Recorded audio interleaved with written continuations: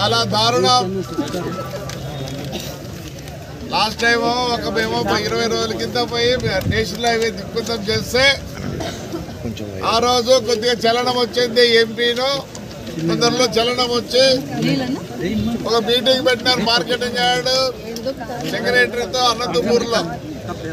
ఆ రోజు ఏం ప్రాబ్లం చేసినారు, 5 రోజుల లోపల మేము పంట కొంటాము అని చెప్పి ఏం చేసినారు, ఒక కర్రపత్రం వేసినారు. ఇట్లా కండిషన్లు 7,020 రూపాయలు ఇస్తారంట.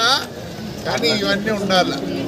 అయ్యా ఇవన్నీ ఉన్నాయంటే గవర్నమెంట్ ఏం కొనాల్సిన పని లేదు, గవర్నమెంట్ కొనాల్సిన పని లేదు.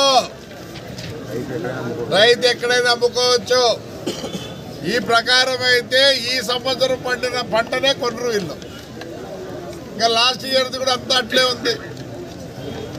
ఏమైపోయింది, వర్షాలు పడక పత్తి కూడా సరైన పరిస్థితిలో లేదు, కాలువ నీళ్ళు కూడా రాలే. మా ఎమ్మెల్యే కాలువ నీళ్ళన్నీ ఆయన ఇసుక తోలుకొని దాన్ని 3 శాతం అట్లా పంపించినాడు, పెన్నా నదిలోకి తరలించినాడు.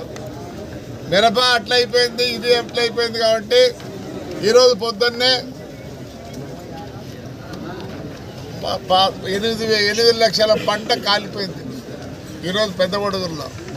చాలామంది ఎట్లున్నారంటే ఇక రేపో మనాడు విషం తాగే పరిస్థితి వచ్చింది. కాబట్టి మేము అడిగేది ఒకటే, సిసిఐ కొనదు. సిసిఐ వచ్చి సెంట్రల్ గవర్నమెంట్ కొందు.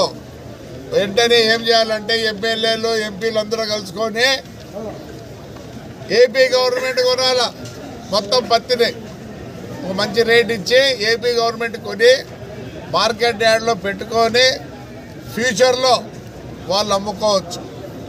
ఎందుకంటే తెలంగాణలో ఒడ్లు వర్షాలు వచ్చి మొలకలు ఎత్తితే కూడా